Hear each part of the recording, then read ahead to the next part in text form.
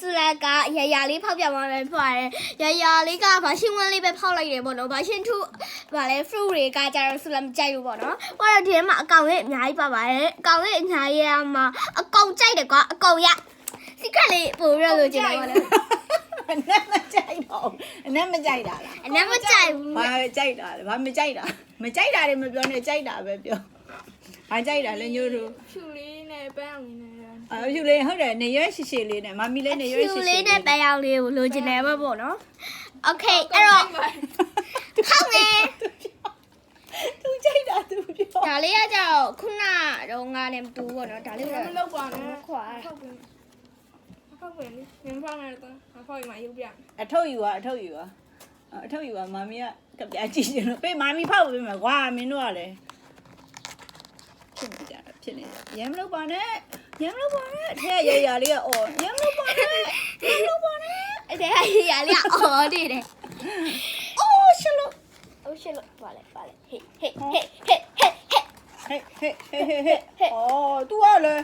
ကပြအရင်အပေါ်ဦးဆုံးမှာနေတော့ငါသိသွားပြီဒါပေမဲ့နင်တို့ကထုတ်ယူလိုက်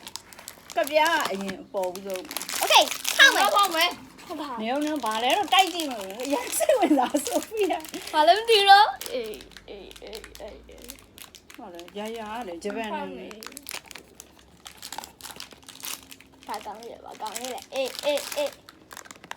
ညီမလေးလို့အကောင်သူပြကောင်းပြောတာနင်ဟောတခြားဘူးယူလိုက်ပါဆိုအဲ့မှာရှစ်ဘူးတောင်ရှိရပဲနင်ယူတာပဲနင်ကန်အောင်ကအဖြူလေးနဲ့မဲလေးနဲ့ match ဖြစ်ပါတယ်လိုက်တယ်ဒါလေးကရလေးဖောက်ထားတာ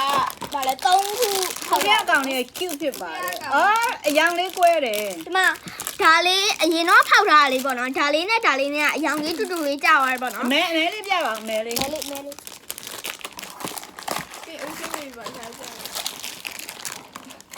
မဲလေးရလေမွေးနေတာမသိလားမွေး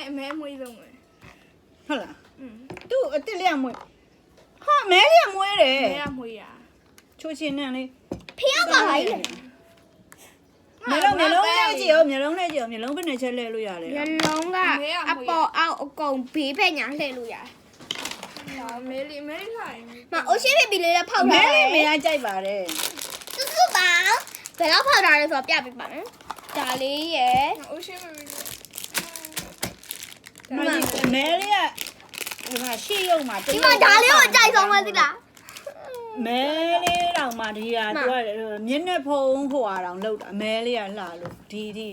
ဘောက်ဆက်ဟိုဟာတောင်လောက်တာဓာတ်ပုံတောင်မဲလေးတို့ဖြူလေးတို့သူပဲသူ pink တို့ပါရှမ်းကြော်တယ်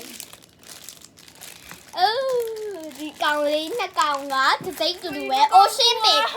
ဖောက်တာရပြမယ်တူလေးညီမနှစ်ယောက်လေးငကိုတွေကတူလေးသူပဲအတင်းရက3ပေါက်ဖောက်ထားတယ်အိုရှင်းမေပြတစ်ပေါက်ဟောတော့ဒီပါလေAmy Little Rabbit ကကျတော့2ပေါက်ဖောက်ထားတယ်Amy စုပေါင်း6ပေါက်ဖောက်ထားပါတယ်